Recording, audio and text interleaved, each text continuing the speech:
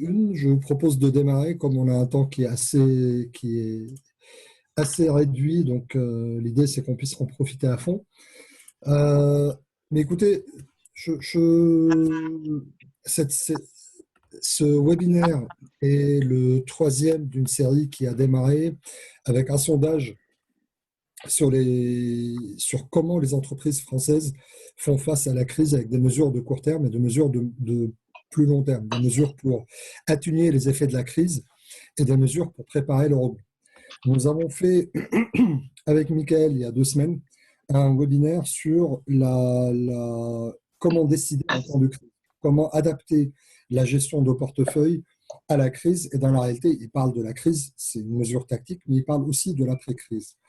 Aujourd'hui, le sujet est pleinement dans l'après-crise et dans la préparation de la sortie de la crise. Et le sujet est relativement simple. Je vais vous donner un exemple. Si on prend, et ce sujet va beaucoup parler, par exemple, à Gilles et à d'autres personnes autour de cette table électronique, si on prend un portefeuille de 50 projets, si chacun de ces projets a son Scrum Master ou son PMO ou un cabinet externe différent, on peut imaginer très facilement que les pratiques de planification sont totalement hétérogènes et que la patronne ou le patron du portefeuille ne peut avoir aucune confiance dans les annonces de date de fin qui sont données pour les projets, pour les séquences, pour les itérations, les sprints, peu importe. Si par contre, donc ça c'est un cas, bien entendu, ça ne ressemble jamais à ça chez vous, mais voilà, c'est un cas totalement fictif. Si par contre, on a un processus de planification, je prends cet exemple extrait pour illustrer le propos, qui est décliné sur les différentes modalités de réalisation, du V, du Scrum, etc., qui est implémenté dans tous les projets de façon systématique, dont on mesure tous les 6 mois l'application et l'efficacité au niveau du portefeuille, que cette donnée est publique, qu'elle est visible par le responsable du portefeuille et qu'il y a une volonté du temps et de l'énergie qui est dédiée pour aller comprendre pourquoi on a dévié par rapport aux estimations et comment on fait pour améliorer la pratique de la planification. Vous imaginez bien que dans ce second cas, le patron ou la patronne du portefeuille ont une nette meilleure capacité à prévoir les dates de fin de leur projet, de leur séquence, etc. Et qu'en plus, il y a fort à parier qu'avec le temps, cette date de fin va s'approcher de plus en plus progressivement de la date espérée. C'est ça toute l'histoire. C'est ça l'histoire que Michael Carduner, qui est consultant expert de Daylight, qui est membre de l'équipe de recherche Aurore, et qui est l'un des 2 assesseurs français certifiés Petro M3, qui a une grande expérience du management de projet et de portefeuille, va nous raconter avec Fadi Bouana, qui est consultant manager de Daylight et qui participe aussi au programme de recherche Aurore. Ils vont vous parler de comment cette analyse de maturité Petro M3 peut aider à se donner une idée de l'état de son portefeuille, de l'état, pardon, de ses pratiques en termes de management de projet, de programme et de portefeuille, de façon à d'abord avoir une information fiable et puis dans un deuxième temps, savoir où est-ce qu'on peut, où est-ce qu'on doit améliorer les pratiques si on veut se donner une meilleure capacité de transformation. Sur ce, je laisse la parole à Michael et Fadi. Et je vous laisse entre de bonnes mains. Merci Fadi, bonjour et bienvenue à tous à ce séminaire que vient d'introduire Fadi El Gemayel.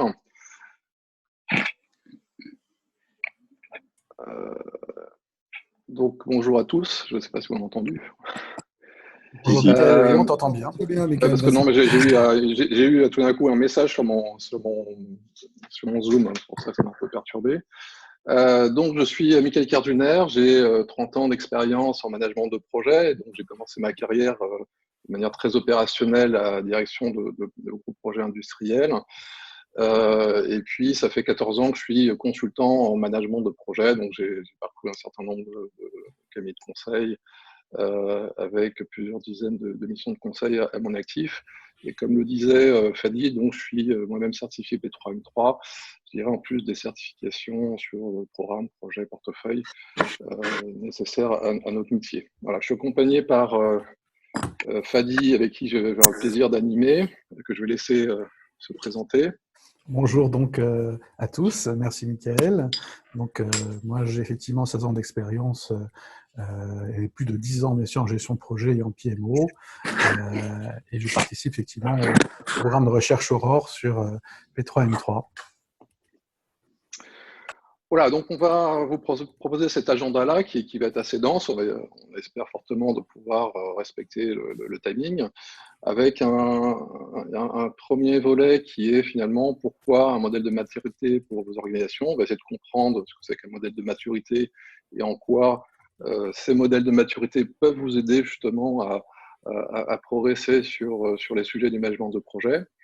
On va brièvement parler du modèle P3M3, qui est très spécifique au modèle de maturité sur du management de projet. Et puis, donc Fadi vous présentera un exemple qui est tiré de nos expériences sur le modèle P3M3, qui est un exemple qui reste fictif et simplifié, mais pour vous puissiez essayer de comprendre finalement une démarche P3M3. En conclusion, je vous dirai un petit peu plus comment s'y prend sur P3M3 et en quoi consiste en fait une évaluation, une analyse de maturité P3M3. Et puis on laissera environ 15 minutes de questions et réponses à la fin. J'imagine que vous aurez plein de questions pendant le déroulé. Ce que je vous invite à faire, que si vous avez des questions en plein milieu du déroulé, c'est plutôt de les écrire. Et il y a notre collègue Magali qui se chargera en fait de collecter, de synthétiser les questions pour la fin de la présentation. Voilà, donc on va commencer par finalement se poser la question pourquoi un modèle de maturité? Qu'est-ce que ces modèles de maturité peuvent vous apporter en termes de capacité de transformation pour vos organisations? Et tout d'abord, on va rentrer un petit peu dans l'histoire, parce que l'histoire permet aussi de comprendre d'où viennent ces modèles de maturité, d'où ils sont nés et pourquoi ils ont finalement eu un certain succès depuis qu'ils sont nés. Donc les modèles de maturité existent depuis un certain temps, ils sont apparus dans les années 80 et en fait ils provenaient d'un travail qui a été commandé par le gouvernement américain sur les raisons de l'échec d'un certain nombre de projets d'importance stratégique. Dans l'intention, alors c'est ça qui est important de savoir, c'était de prévoir à l'avance la performance des projets sur des projets complexes, en ayant constaté que les raisons du succès de ce type de projet étaient assez variables. Donc cette grosse étude, parmi les plus gros contrats gouvernementaux, a donc examiné pourquoi certains projets réussissaient et certains projets réussissaient moins. Et ils ont découvert trois choses fondamentales qu'on va parcourir aujourd'hui. C'est non seulement que la qualité des produits réalisés par les projets dépendait de la qualité des processus utilisés pour les créer, mais aussi que la qualité d'un processus est un indicateur ou un prédicteur extrêmement significatif de la qualité d'un produit réalisé par ces processus. Autrement dit, si vous avez des systèmes, des outils, des personnes formées, des procédures, des structures organisationnelles capables, alors vos projets sont en mesure de fournir des produits de qualité de manière répétée. Voilà. Donc ça, c'est fondamental, c'est que pour prédire en fait des projets de qualité, des projets performants, il est indispensable d'avoir en amont en fait des capacités, des capacités importantes au niveau de vos organisations. Et un troisième point en fait qui est fondamental, c'est qu'ils ont constaté dans cette étude, c'est qu'en fait les processus qu'ils regardaient n'étaient pas aussi binaires qu'on pouvait le penser. Contrairement par exemple à l'ISO 9001 où vous avez la certification ou vous ne l'avez pas, ils ont constaté que les organisations traversaient généralement 5 étapes évolutives en termes de niveau de qualité ou de processus de management. Donc ces 5 étapes évolutives, c'est ça qui rend en fait les modèles de maturité vraiment utiles, parce que si vous savez qu'un processus de management passe par ces étapes, vous pouvez ensuite travailler sur les caractéristiques de chaque étape pour voir où en est votre processus dans cette étape, regarder ce que vous devez faire pour le maintenir, ou éventuellement regarder ce que vous devez faire pour le faire évoluer et monter en maturité. Donc ces 5 étapes que je vais décrire dans un instant forment la pierre angulaire des modèles de maturité, leurs valeurs inhérentes, car ils nous aident à faire ce diagnostic en regardant les causes profondes et en identifiant la priorité des actions sur lesquelles vous pourriez vouloir investir afin de maintenir ou de faire avancer votre processus de management. Donc, tous ces modèles de maturité naissent en fait sont nés de cette étude et notamment vont apparaître un certain nombre de modèles de maturité. Le plus connu, sans doute, que vous connaissez, c'était le CMMI qui est apparu en 1986. Lui qui est plus large que les projets, puisqu'il va regarder les processus de l'organisation, par exemple aussi les processus d'ingénierie. Et puis en 2003 est apparu OPM3 qui est issu du PMI, que j'imagine vous connaissez, qui a connu un succès assez mitigé, sans doute parce qu'il était un petit peu complexe, même s'ils sont en train de le remettre au goût du jour. Et puis en 2005 est apparu P3M3, même si en fait ce référentiel existait déjà depuis 2002, mais il a été vraiment publié de manière officielle en 2005 avec une première version. Et aujourd'hui, on en est à la version 3 de P3M3, qui est une version un petit peu plus détaillée, qui va un peu plus dans les détails sur ce modèle-là. Donc P3M3 vient d'un organisme qui est Axelos, qui est un organisme britannique, qui est plus connu pour pour entretenir les référentiels comme Prince2 ou MSP pour les programmes. Voilà pour les modèles de maturité et leur histoire. C'est important de comprendre qu'à l'origine, c'était vraiment pour prévoir la performance des projets et qu'il y a eu un long chemin depuis pour y arriver. Donc, j'ai mentionné un certain nombre d'étapes. J'ai mentionné 5 étapes, 5 niveaux de maturité. Et donc, ces modèles de maturité, on va toujours retrouver, que ce soit dans le CMMI, dans OPM3, dans P3M3, ou même des modèles de maturité qui sont établis par des sociétés de conseil. On va retrouver ces 5 niveaux de maturité calqués, je dirais, sur le même schéma. Donc, on va commencer par le niveau 1, qui est le niveau de maturité le plus bas.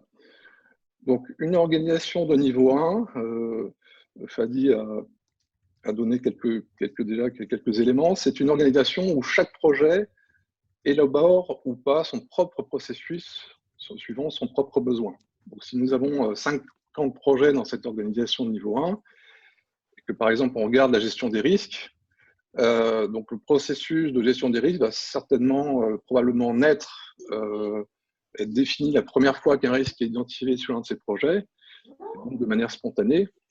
Puis, pour des projets qui connaissent des risques, il y a certains membres de l'équipe qui vont vouloir remonter des risques. Et moi, en tant que chef de projet, je vais dire OK, voilà ce que nous allons faire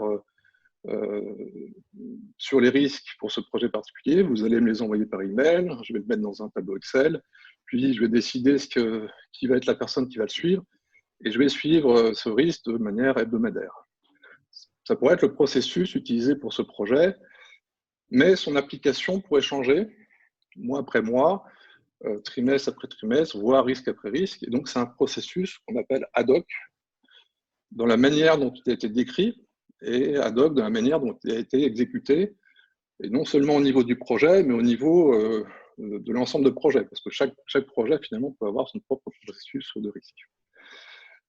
Et donc, on dit que cette caractéristique de ce niveau est chaotique dans le sens où peu de choses sont réellement prévisibles en termes de résultats, puisque finalement, chacun fait un petit peu comme bon lui semble, sans forcément que ça soit d'ailleurs la meilleure méthode sur ce sujet-là. Alors, je prends l'exemple des risques. Vous pouvez très bien projeter sur la planification, sur la gestion des coûts, sur d'autres sujets, sur la gestion des ressources. Mais voilà, c'est un exemple assez parlant que je vais reprendre pour expliquer ces niveaux. Et donc l'approche est ad hoc et la réussite des projets tient plus finalement d'un comportement singulier que d'une logique collective. Donc les organisations de niveau 1 ont peut-être réussi un certain nombre d'initiatives ou de projets, mais elles sont souvent fondées sur les compétences des personnes clés plutôt que sur les connaissances et les capacités à l'échelle de l'organisation. Voilà. Donc, cependant, ce niveau 1 est déjà une étape en soi. Ça ne signifie pas que c'est un désastre. Ça finit que vous êtes passé quand même d'un état à un état de conscience et c'est pour ça qu'on l'intitule conscient, en fait, vous savez en fait que la gestion de projet est quelque chose que vous devez traiter différemment des autres formes de gestion, et vous êtes conscient que ce traitement différent nécessite l'investissement et l'engagement d'organisation afin de les faire avancer. Donc en fait, c'est un bon niveau pour commencer. Maintenant, si nous étions dans cette organisation, mettons que vous avez 50 projets et qu'on va tracer la cible de ces projets en termes de délai et de coût lors de leur lancement, puis nous traçons en fait leur performance réelle par rapport à leur délai cible et leur budget, on pourrait obtenir un graphique qui ressemble à celui-ci. Et nous voyons ici qu'il y a une distribution du temps et du coût que le projet a réellement pris par rapport à ses objectifs. Et nous constatons aussi qu'en fait, la grande majorité des projets ici vont être livrés en retard et vont coûter plus cher que la cible, donc leur objectif initial. Alors cette courbe, elle vient pas de P3M3, elle vient de l'université Carnegie Mellon, qui est une université connue aux États-Unis, hein, elle a quand même eu 19 lauréats au prix Nobel. Et ils ont décrit ce profil en fait comme un profil typique de performance du projet pour une organisation au niveau 1. Maintenant, la vraie question pour une organisation au niveau 1, c'est pas tant que la grande majorité des projets coûtent plus ou moins ou soit en retard, comme le disait Fadi, c'est surtout que les dirigeants en fait ne savent pas, lorsque les projets sont engagés, quels projets vont arriver du côté extrême droite de la courbe ou voire du côté au milieu ou à gauche. Donc en fait, en termes de prévisibilité, en termes d'information, ils vont asseoir leurs décisions un petit peu sur un jeu de hasard. Et il va être très difficile de gérer une organisation de niveau 1 en termes de performance de projet, en termes de performance de leur portefeuille. Et en fait, ce qui se tend à se produire dans cette organisation est que les plans de projet sont souvent gonflés. C'est-à-dire qu'ils ont tendance à surestimer les durées et les coûts ou avoir un périmètre suffisamment imprécis pour que les objectifs ne soient pas vraiment significatifs et donc suffisamment incertains pour qu'ils ne soient pas utilisés comme des références. Donc, j'imagine que vous avez tous vécu des références qui sont toujours en train de bouger, voire pas utilisées. Voilà, ce sont en quelque sorte les caractéristiques qui iraient à une organisation de niveau 1. Ensuite, ce qui n'arrive jamais, oui. Auteur ici présent. Par contre, je vais faire mon rabat-joie, Michael. On est déjà à 50. Il faut juste penser à aller un peu plus vite parce que sinon, on va avoir du mal à finir dans le temps. D'accord. Alors, le niveau 2 est dit répétable, en fait. Donc, c'est un processus dit aussi discipliné, dans le sens où, dans ce niveau 2, en fait, vous allez avoir des projets qui vont avoir des processus écrits et appliqués, non pas sur l'ensemble des projets, mais appliqués sur quelques projets. Et donc, les processus qui vont être écrits et utilisés vont être considérés comme étant répétables et pas répétés, dans le sens où ils ne vont pas être difficiles à l'ensemble de l'organisation. Voilà, donc il va y avoir quelques projets qui vont avoir quelques bouts de processus qui vont marcher, qui vont pouvoir être reproduits pour que les prochains projets puissent l'utiliser. Et donc, on va avoir une courbe également assez dispersée, sauf qu'en fait, ce type d'organisation au niveau 2 vont avoir en général des estimations plus fiables, et donc pouvoir avoir une cible, en tout cas une dispersion des projets autour de la moyenne, qui vont faire que globalement, l'organisation va réussir sur son portefeuille à être dans les budgets et dans les délais, mais néanmoins, il restera cette dispersion, si vous voulez, de résultats qui feront que ça laissera toujours le décideur dans l'incertitude par rapport au projet qu'il va lancer. Voilà. Le niveau 3, comme vous l'avez compris, c'est un niveau où ces processus précédents répétables vont, eux, être répétés. Donc, en fait, vous allez avoir une organisation où les processus identifiés vont finalement être les processus standards, si tu voulais, de l'organisation. Ça va être les processus ça va être les politiques de risque, ça va être les standards de risque, ça va être l'ensemble des standards qui peuvent exister, hein, également sur les délais, sur le coût, etc., et qui vont être notamment écrits et appliqués. Et à chaque fois que vous allez demander à quelqu'un à l'organisation, en fait, de vous dire tiens, c'est quoi, comment vous gérez les risques ici, il va pouvoir vous répondre de manière extrêmement précise comment ça se passe et comment c'est fait. Voilà, donc on va avoir en fait une meilleure performance des projets, une moins grande dispersion autour de la cible, et ça va permettre déjà aux décideurs de baser ces décisions sur des informations beaucoup plus fiables à ce niveau 3. Sur le niveau 4, alors le niveau 4, je vais parler très très brièvement pour gagner un petit peu de temps, des niveaux 4 et 5, puisqu'en fait, généralement, il y a très peu d'organisations finalement qui demandent à passer au niveau 4 et 5, en tout cas en France. Nous, par exemple, on travaille surtout sur des organisations qui visent le niveau 2 voire 3. Et c'est des organisations qui visent le niveau 4 et 5, qui cherchent vraiment une extrême performance. Néanmoins, donc le niveau 4, très très brièvement, c'est un niveau où on va s'asseoir sur le fait que toutes les processus sont déployés au niveau de l'organisation pour avoir des informations fiables au niveau des projets et pouvoir, par la même occasion, mesurer la performance des processus et donc pouvoir améliorer les processus en fonction des performances qu'on atteint.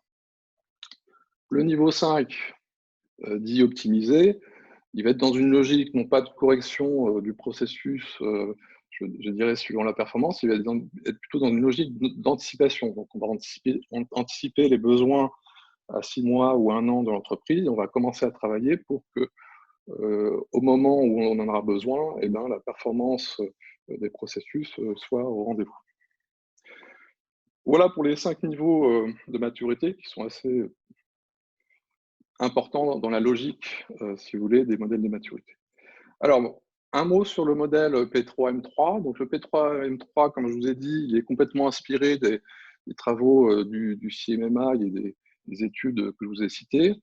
Ce qui est intéressant dans le modèle P3M3 en ce qui concerne les transformations, c'est qu'en fait, c'est un modèle qui est composé en 3 sous-modèles. Et quand on dit 3 sous-modèles indépendants, ça veut dire que vous pouvez très bien faire une analyse de maturité que sur le projet, que sur le portefeuille, ou les 2 en même temps, ou les 3 en même temps. Et puis, donc, ces 3 sous-modèles sont analysés sous l'angle de 7 perspectives qui sont citées ici. Et pareil, vous pouvez très bien en fait, faire votre analyse sous l'angle par exemple, du projet et uniquement sur l'angle de la gestion des risques. Voilà, donc le modèle est assez flexible en ce sens que vous pouvez très bien choisir sur quoi vous souhaitez en fait vous positionner. Donc, il y a un certain nombre de sociétés accréditées dans le monde, dont Deloitte. Et puis, ce qui est intéressant aussi, c'est que ce n'est pas spécifique à un référentiel projet. Vous pouvez très bien avoir un référentiel inspiré de Prince 2 ou du PMBOK ou de ce que vous voulez, ou votre propre référentiel. Cette analyse est complètement indépendante du modèle P3M3. Voilà, donc ensuite, pourquoi alors, on a vu un certain nombre d'avantages qui sont décrits notamment par l'université américaine et par les modèles CMMI concernant les projets. Maintenant, pourquoi utiliser un modèle de maturité en dehors de ces considérations? Bon, j'ai mentionné tout à l'heure la valeur inhérente en fait des modèles de maturité, mais il y a certains des entreprises qui veulent tout d'abord s'étalonner par rapport à un standard. On sait qu'il est difficile parfois de comparer une organisation à une autre. Comment comparer une banque, par exemple, avec un industriel, un prestataire de santé avec un organisme de R&D? Ces comparaisons sont assez difficiles, mais nous savons que la plupart des caractéristiques de la gestion de projet et même de la gestion de programme et de portefeuille sont assez universelles. Et donc, en décrivant ces caractéristiques universelles, de ce que nous pouvons nous attendre à voir à travers cette gestion de projet, programme, portefeuille, on peut facilement en fait, comparer finalement une organisation à une autre, même lorsqu'elles ne sont pas dans le même domaine. Le deuxième point en fait, que les entreprises citent, c'est que ça leur permet de les aider en fait, à décider des capacités dont elles ont besoin. Aucune entreprise, si vous voulez, ne peut avoir comme objectif nécessairement d'atteindre le niveau 5. Ça va dépendre d'un certain nombre de facteurs, le nombre de programmes, de projets que vous avez dans l'organisation, le volume que ça représente, et puis l'importance de ces initiatives dans la performance de l'organisation.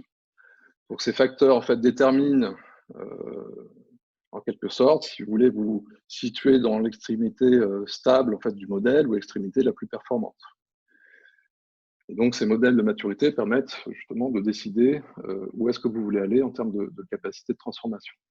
Le troisième point, c'est qu'en fait les organisations vont pouvoir se concentrer non pas sur les projets individuellement et la performance individuelle des projets, mais sur la maturité de l'organisation ou sa capacité, plutôt que sur les projets de manière individuelle. Donc, vous pouvez d'ailleurs changer beaucoup de projets en commençant déjà à changer des choses sur vos capacités sous-jacentes de votre organisation. Ça signifie aussi qu'aucun projet ne dépend complètement des capacités de ses dirigeants, de ses spécialistes, et vous n'avez plus besoin d'avoir l'équipe A pour livrer les meilleurs projets et pour avoir des bons projets, non pas en raison du côté héroïque des personnes impliquées, mais plutôt parce que l'organisation soutient une bonne gestion de projet, une bonne exécution de projet. Le point suivant, c'est qu'en fait, vous allez pouvoir évaluer de manière objective les forces et faiblesses de votre dispositif. Au lieu d'avoir une vue globale estimée, vous allez avoir une vue factuelle. Et en fait, ces évaluations vont vous permettre de dire voilà ce que vous faites vraiment bien. Et si vous le faites bien, vous devez le conserver. Vous devez essayer de les intégrer. Et voilà ce sur quoi vous devez progresser au niveau des projets. En fait, cette évaluation objective, elle va permettre aux dirigeants d'avoir des discussions pertinentes sur les axes ou les sujets sur lesquels il faut investir en priorité. Ce qui peut être intéressant aussi, c'est de pouvoir justifier un investissement dans une infrastructure M3P, donc soit PMO, soit centre d'excellence, etc. Puisqu'en général, c'est souvent considéré plutôt comme un surcoût. Et évidemment, les organisations, ils y mettent comme priorité les initiatives qui portent plutôt sur leur métier de base que sur ces choses-là. Sauf que là, plutôt que de dire voilà ce que peut nous apporter intuitivement en fait une innovation, une transformation en termes d'infrastructure M3P, on va pouvoir s'appuyer sur des éléments beaucoup plus factuels et dire voilà, si vous faites ça, voilà la performance que vous pourrez atteindre par rapport à cette infrastructure PMO. Enfin, ça permet aussi de planifier une progression continue. Donc, on a compris que c'est un modèle étagé, parce que souvent, les entreprises veulent tout faire d'un coup, et c'est souvent source d'échec. On veut tout faire parfait du premier coup. Donc, on entreprend des choses pendant 2-3 ans, on fait un stop, et après, on s'aperçoit que finalement, les résultats attendus ne sont pas forcément là. Et on repart pour un coup pour présenter ça. Alors qu'en fait, les modèles de maturité permettent justement d'avoir cette progression pas à pas. J'ai les perceuses qui m'arrivent. Michael, est-ce qu'on peut aller directement à la page 18 pour voir les fondamentaux d'une évaluation? Et je suggère que dans le quart d'heure qui reste après, on zoome directement sur un exemple. Je pense que ça permettra, parce que là, le modèle commence à être assez clair. Les bénéfices qu'on peut en tirer, je pense, commencent à être assez clairs aussi. La question, c'est plutôt d'aller directement sur comment, passons cette page, s'il te plaît, allons directement à la page qui permet de voir comment on fait l'évaluation, voilà celle-là, et après, on passera à un exemple. Voilà, donc je viens effectivement de présenter l'ensemble du modèle de maturité.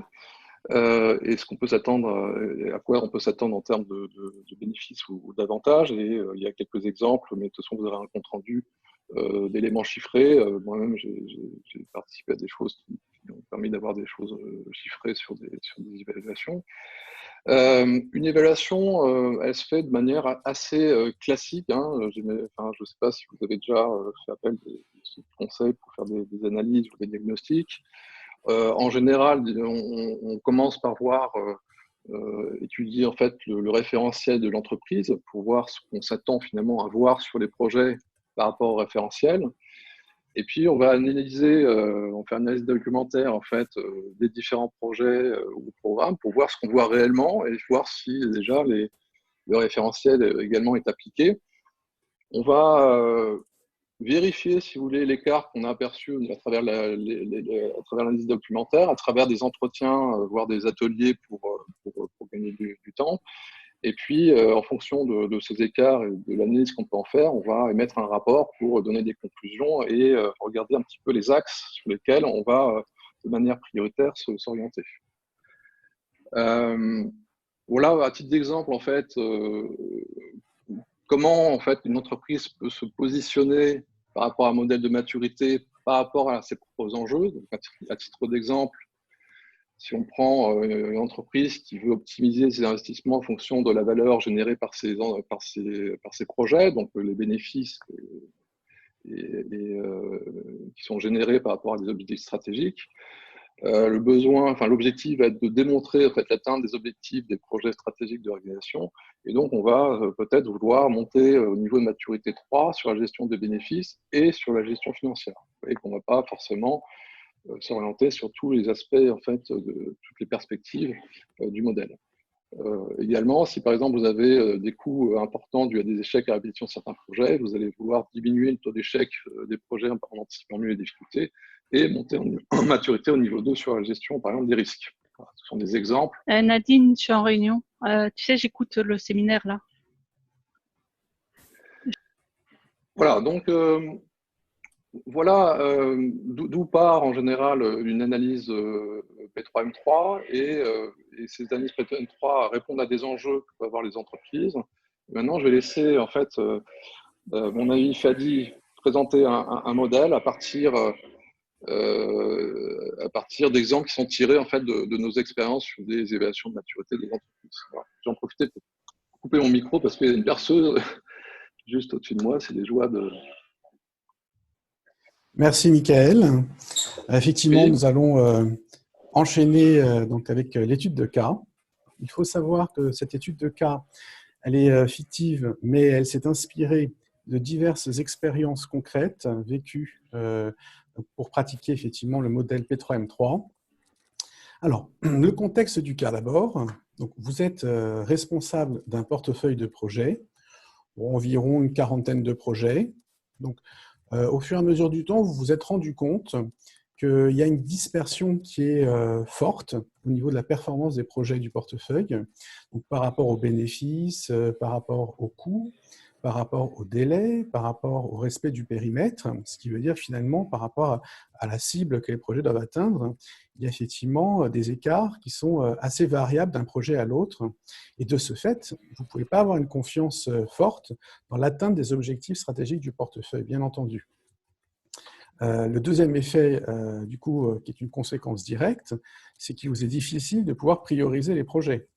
Si on prend pour un projet effectivement un bénéfice qui est attendu d'1 million d'euros d'ici un an, et que au vu effectivement de la disparité, de la dispersion, il est possible qu'il arrive d'ici 4 ans avec 50 000 euros, c'est finalement peut-être pas ce projet qu'il faudrait prioriser, mais peut-être celui qui arrivera dans 6 mois avec 300 000 euros de gains. Donc, bien entendu, cette dispersion affecte tant l'atteinte des objectifs stratégiques que la priorisation des projets. De ce fait, vous vous dites, bon, il faudrait que je puisse effectivement bâtir un plan d'amélioration qui soit solide pour que je puisse justement sécuriser mes objectifs stratégiques et puis que je puisse décider effectivement correctement des projets qu'il faut mettre en avant et puis peut-être des projets qui sont moins prioritaires. Donc, de ce fait, vous allez utiliser un modèle, donc le modèle P3M3 dont Michael nous a parlé, pour pouvoir évaluer la maturité de vos processus. Parce que vous savez très bien que la maturité des processus en gestion de projet a un impact, une corrélation directe avec la bonne gestion des projets, donc l'atteinte de leurs objectifs. Par conséquent, effectivement, vous réalisez une analyse documentaire, vous interviewez les personnes adéquates et une analyse est réalisée qui va donner le résultat au slide suivant. Si Michael peut passer le slide, voilà. Et ce que vous obtenez comme résultat, donc vous pouvez le voir à l'écran, c'est un niveau général de maturité de 1,8. Donc vous n'arrivez même pas finalement au niveau 2, qui est le niveau où les processus sont existants pour chaque projet, bien que ce ne soit pas le même processus standardisé pour tous les projets, mais disons que le processus qu'utilise chaque projet est au moins répétable. Voilà. Donc, ce qu'il faut effectivement voir tout de suite en regardant cette analyse, enfin, le résultat plutôt de cette analyse, le résultat graphique, c'est qu'il y a deux familles, je dirais, de processus.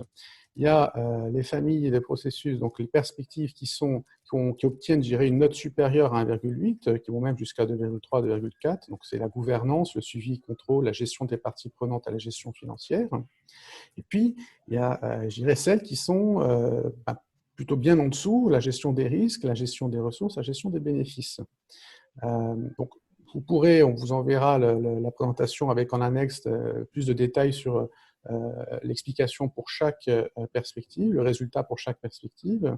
On va plutôt se focaliser sur celles qui posent davantage problème, celles qui sont les plus fragiles, qui sont la gestion des risques, la gestion des ressources, la gestion des bénéfices, puisque là, on est plutôt proche des 1, c'est-à-dire que c'est entre le chaotique et le processus répétable, et on va même se focaliser davantage sur la gestion des bénéfices elle-même, puisque c'est celle qui est la plus fragile.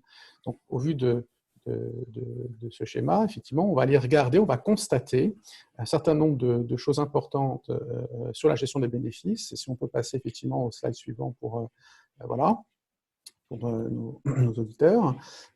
Et ce sont des points absolument fondamentaux, parce que vous vous rendez compte finalement que eh bien, la plupart des gens n'ont pas une compréhension de la notion de bénéfice, ou vraiment peu. Donc si déjà les personnes effectivement en responsabilité ne savent pas ce que c'est qu'un bénéfice, ou ont vraiment une idée très vague, effectivement ça va poser un grand problème. Ils ne savent pas non plus forcément comment est-ce qu'on fait pour gérer la réalisation des bénéfices, ce qu'on appelle normalement un plan de réalisation des bénéfices. C'est-à-dire qui fait quoi, quand, comment, pour s'assurer que les bénéfices seront bien atteints à temps. Il y a également un rôle fondamental qui est le rôle du sponsor, puisque c'est lui qui est censé être garant de la réalisation des bénéfices, qui n'est pas forcément bien compris ou même connu de tous. Et quand c'est connu et compris, ce n'est pas forcément pratiqué. Donc effectivement, c'est autant d'éléments qui sont, je dirais, pénalisants pour la gestion du portefeuille en termes de gestion des bénéfices. Il existe quand même certains critères de mesure de bénéfices. Cependant, un constat fort aussi qui est fait, c'est que lorsque les projets sont terminés, il y a effectivement ce qu'on appelle le REX. Eh bien, les REX sont beaucoup plus axés finalement sur les pratiques opérationnelles et beaucoup plus axés sur les livrables eux-mêmes, plutôt que de se poser la question où est-ce qu'on en est au niveau des bénéfices. Est-ce que finalement, ce qu'a livré le projet après exploitation de son livrable permet ou bien va permettre d'atteindre les bénéfices à temps. Donc, suite à ces constats, c'est très important effectivement d'avoir ce constat, eh bien, vous vous dites, mais ok, comment on va faire maintenant pour pouvoir améliorer notre maturité en termes de gestion des bénéfices? Et vous allez effectivement, enfin, en tout cas c'est une recommandation qu'on peut faire, passer par des ateliers de la manière suivante. Eh bien, vous commencez par rassembler les gens autour de la table. Donc, évidemment, il y a le responsable du portefeuille de projet, les sponsors, les chefs de projet, et puis vous allez discuter sur les objectifs à atteindre pour relever le niveau de maturité sur le processus de gestion des bénéfices. Donc, effectivement, vous allez identifier des objectifs à atteindre, mais vous allez aussi les valoriser. Alors, par exemple, l'une des méthodes que l'on peut utiliser pour valoriser les différents objectifs, c'est ce qu'on appelle la méthode Moscow.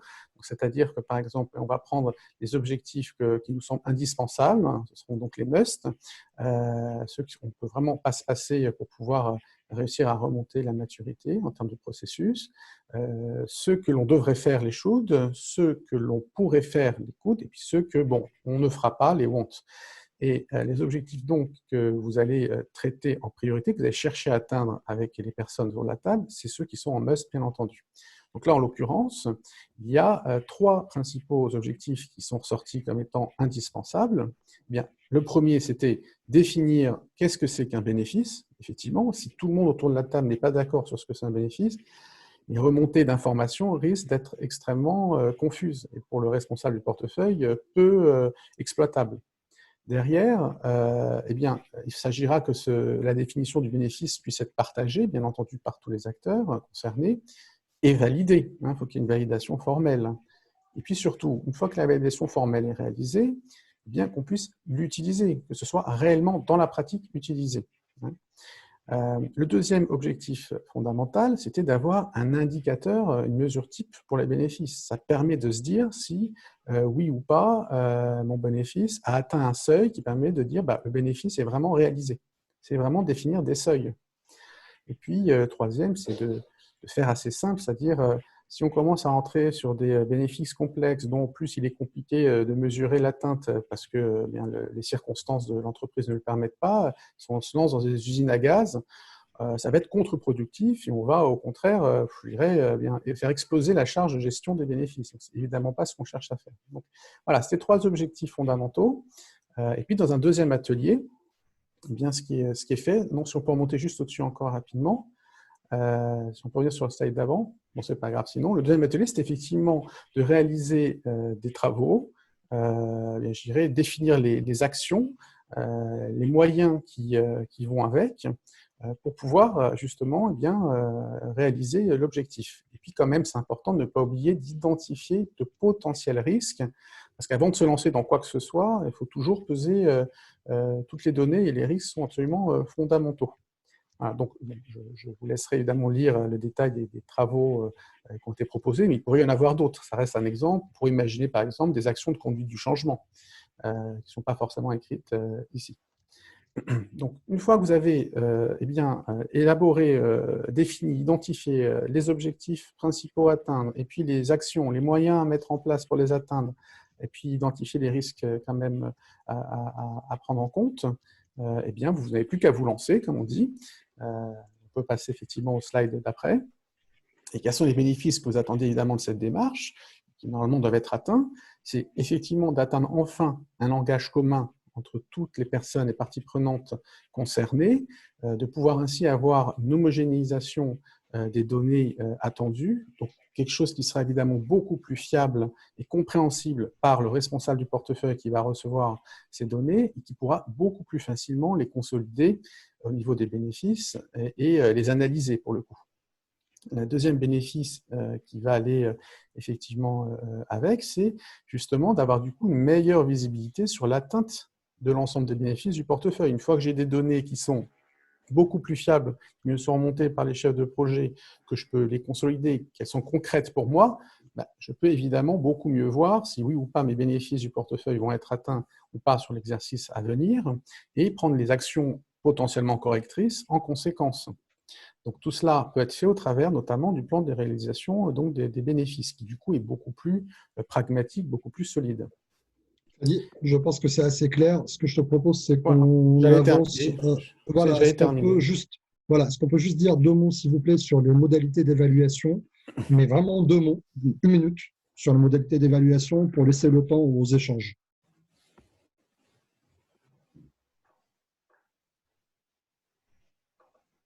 Michael, il faut que tu mettes le haut-parleur.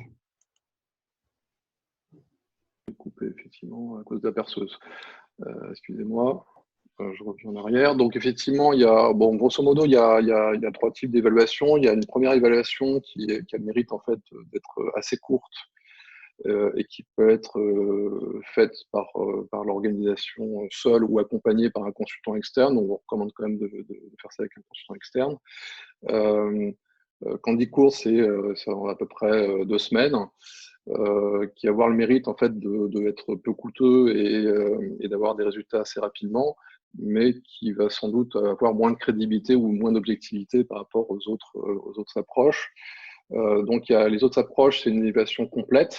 On va aller un petit peu plus en profondeur, on va aller à 2 niveaux de profondeur, on va regarder les perspectives aussi, ce qu'on appelle des domaines dont je ne vais pas parler, et qui va être une évaluation certifiante en fait. Bon, et on va avoir un niveau d'objectivité, de crédibilité beaucoup plus élevé, ainsi que des plans d'amélioration qui sont quand même plus robustes que sur la première auto-évaluation. Et puis, il y a des évaluations complètes où on va en 3 niveaux de profondeur, hein, non seulement les perspectives, les domaines, mais aussi les attributs. Les attributs, c'est ce qui caractérise les perspectives. Et là, on va évidemment aller plus loin dans l'analyse et avoir justement des plans d'amélioration qui sont plus fiables et plus robustes.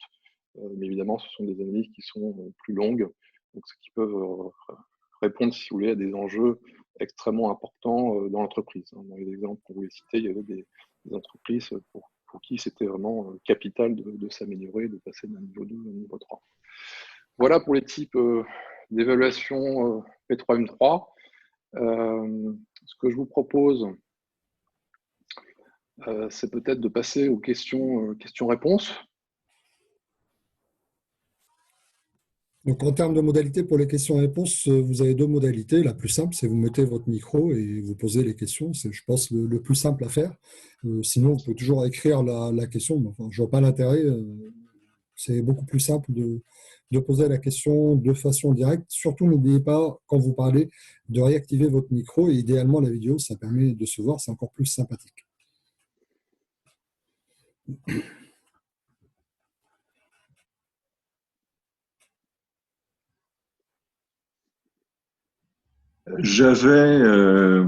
Bonjour, je suis Fabien William. J'ai été, je le suis toujours, partenaire de votre société, de Height. Fadi me connaît principalement, et puis Dominique Causse. Michael, on s'était retrouvés lors de différentes présentations, formations. Ma question, c'était de savoir, dans vos expériences auprès de vos clients, dans cette gestion de portefeuille, programme, projet, et puis la maturité, quelles étaient les plus fréquentes difficultés que vous avez pu rencontrer pour arriver à un niveau de maturité acceptable et voulu par les clients, les difficultés d'ordre au niveau des risques, au niveau de la gestion des ressources, mais plus fréquemment, quel type de difficultés avez-vous rencontré dans les différentes expériences qu'a pu avoir Daylight? Alors, si tu permets, plutôt que de répondre en termes de difficultés, je vais plutôt te répondre en termes de facteurs clés de succès. Alors, moi-même, j'ai participé entre 2010 et 2013 à une grosse mission pour une filiale d'Airbus qui était basée sur un modèle de maturité qui a permis très concrètement d'atteindre en fait un gain de l'ordre de 3% en marge opérationnelle. Ce qui a fait en fait le succès de l'opération, c'est évidemment il y a eu des difficultés, c'est surtout en fait l'engagement, si vous voulez, de la direction sur ces sujets-là. C'est-à-dire vraiment la croyance et la foi que c'est en s'améliorant sur ces sujets-là qu'on va produire des résultats et d'être prêt finalement à investir du temps, parce que en fait une des contraintes, c'est quand même que pour passer d'un niveau 1 un niveau 2 au niveau 2 au niveau 3, l'ordre de grandeur, c'est un passage qui dure entre 1 et 2 ans. Et le passage le plus compliqué, en général, c'est entre le niveau 1 et le niveau 2, parce que le niveau 1, finalement, on n'a rien, et un niveau 2, on commence à avoir des choses écrites et appliquées. Voilà, donc après, en termes de difficulté, on est dans des choses assez classiques où, à partir de l'analyse qu'on en a faite, on va s'orienter sur des axes et on va commencer à co-construire avec l'entreprise, en fait, des référentiels, des formations associées, puisqu'en fait, il y a une grosse problématique de conduite du changement, et un accompagnement des acteurs pour que vraiment ces référentiels deviennent les standards de la vie courante en fait, de l'ensemble des acteurs. Voilà, donc il n'y a pas de difficulté plus spécifique que quand vous mettez en place un certain nombre de choses dans une entreprise qui nécessitent du changement. Mais comme c'est des opérations assez longues, en fait, c'est quand même des transformations qui peuvent être compliquées si vous n'avez pas, par exemple, une entreprise qui n'a pas la culture projet. ça nécessite du temps. Alors, ça nécessite du temps pour avoir des résultats. Et en fait, tous les exemples qu'on voulait vous citer là dans la slide qu'on a passé rapidement, ce sont des entreprises qui ont connu des résultats extrêmement importants. Vous pourrez le lire, de toute façon, on vous enverra le compte rendu, mais qui ont mis quelques années pour y arriver. Juste un éclairage un peu différent. Moi, dans les différentes missions que j'ai pu mener ou encadrer, la plus grosse difficulté, Fabien, a été d'amener la direction à prendre possession du sujet. Toutes ces mesures exactement, toutes ces mesures dont parle Michael, dans d'autres missions qu'on a pu faire, qui ont plus ou moins réussi, ce sont des mesures de niveau entreprise. Ce ne sont pas des mesures de niveau ni projet, ni programme, ni par exemple DSI ou telle direction métier. C'est des mesures de niveau entreprise. Donc direction générale. Disons direction générale ou direction d'entité alliée à sa DSI et à sa DRH. D'accord. Et à son système de gestion. Donc c'est ce qui rend la chose un peu difficile à mettre en œuvre. C'est pas la partie technique. Hein. La partie technique, très honnêtement, aujourd'hui, on a des réponses raisonnablement simples, plus ou moins simples dans l'état de l'art. Après, si on est bon, on sait faire des réponses très très simples, mais on a des réponses. La vraie difficulté qu'on a pu constater, c'est d'amener l'échelon de direction à se saisir du sujet, à accepter de jouer le jeu, à investir dedans, et à partir de là, à accepter de prendre un peu de temps pour récupérer des résultats. C'est d'ailleurs pour ça que ce sujet, on l'a mis en place aujourd'hui, parce qu'il nous a semblé, chez certains de nos clients aujourd'hui, et des partenaires de recherche Aurore, que les directions étaient un peu plus prêtes à se dire, mine de rien, vu l'incertitude, vu la complexité, vu que la sortie de crise, ça va être long, ça va être étalé, etc., ma capacité de transformation est un sujet. Si j'ai des solutions pas trop idiotes, je suis peut-être prête à écouter, à regarder. C'est pour ça qu'on a sorti le sujet de P3M3 qui, honnêtement, aujourd'hui en France, reste assez confidentiel. À ma connaissance, il n'y a que Daylight qui l'a poussé chez quelques-uns de nos partenaires et de nos clients. Oui, je comprends. Tu penses qu'effectivement, la crise que l'on rencontre tous actuellement va être en fait un élément booster justement pour que les directions générales ou les différentes entités d'entreprise capitalisent et aient un niveau de maturité peut-être supérieur par rapport à ce qu'ils avaient avant qu'on en ait connu cette crise? Je vais être humble, je l'espère. Ouais. Je ne sais pas, peut-être que Valérie, Gilles, les différents acteurs qui sont avec nous, Sophie, peuvent nous dire comment ils voient les choses dans leurs entreprises. J'espère, je l'espère vraiment. Certains, je ne peux pas les citer parce que là, c'est des informations confidentielles, mais certains de nos partenaires ou de nos clients, effectivement, prennent des mesures de ce niveau-là.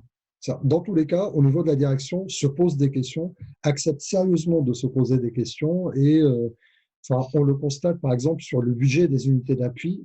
J'ai un cas précis en tête qui n'est pas présent autour de cette table aujourd'hui et où le sujet de qu'est-ce qu'on fait des millions qu'on met sur le PMO d'entreprise.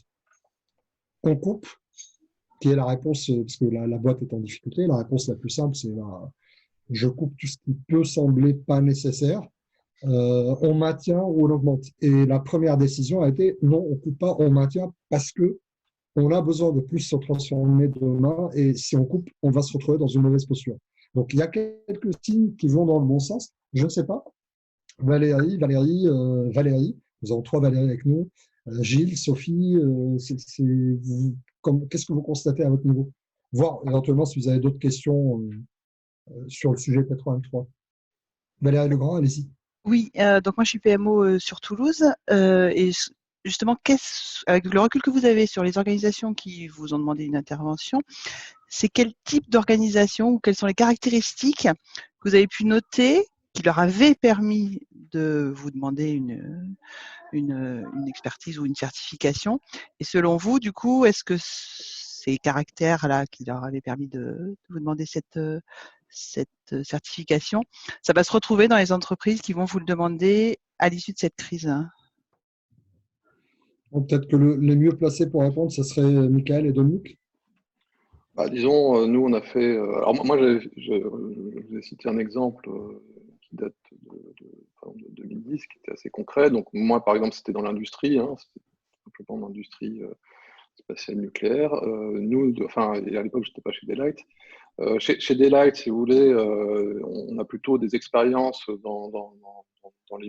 parmi les secteurs dans lesquels on intervient aujourd'hui. Hein. Donc, ça peut être très bien le milieu bancaire, ça peut être l'administration, ça peut être les assurances, ça peut être. Il n'y a pas, si vous voulez, comme le sujet est universel, comme je l'avais mentionné, en fait, il n'y a pas de limite, si vous voulez, en termes de secteur à l'intérêt de les méthodes. Voilà. Après, pour revenir à la question précédemment posée, en fait, nous, ce qu'on a mis comme hypothèse, c'est que comme l'enjeu du rebond pour les entreprises est extrêmement critique, on s'est dit que c'était le temps de se poser la question finalement de comment être plus performant sur les transformations, puisqu'il va falloir qu'on regagne du chiffre d'affaires, des marchés, voire qu'on se positionne à travers des transformations sur d'autres sujets. Donc la question de la performance et de la fiabilité finalement des informations qu'on tire des projets pour pouvoir décider nous a semblé important. Après, c'est vrai que le paradoxe, c'est que face aux urgences, mettre l'intérêt sur les capacités de l'entreprise peut sembler divergent. Mais en tout cas, si la performance, en fait, la capacité de l'organisation est un enjeu fondamental, c'est un moment de le faire. Et à travers un autodiagnostic, une auto-évaluation qui dure qui est assez rapide, on peut déjà centrer des priorités sur lesquelles se centrer pour améliorer un certain nombre de projets. On arrive à la fin de notre webinaire. Est-ce qu'il y a des questions complémentaires ou des remarques ou des souhaits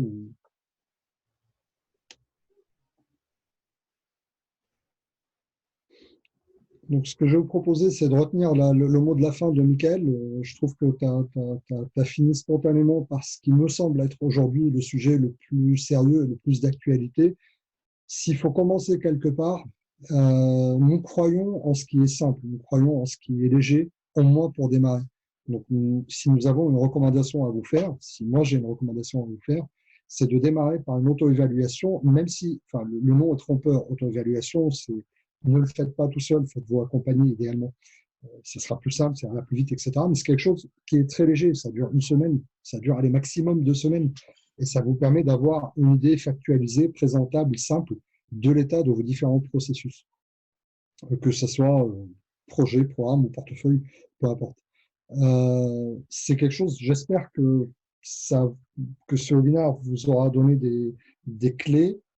Je remercie toutes les personnes présentes. Je remercie surtout Fadi et Michael pour votre présentation. Et je vous donne rendez-vous tout de suite derrière dans un webinaire qui aura lieu dans 2 semaines.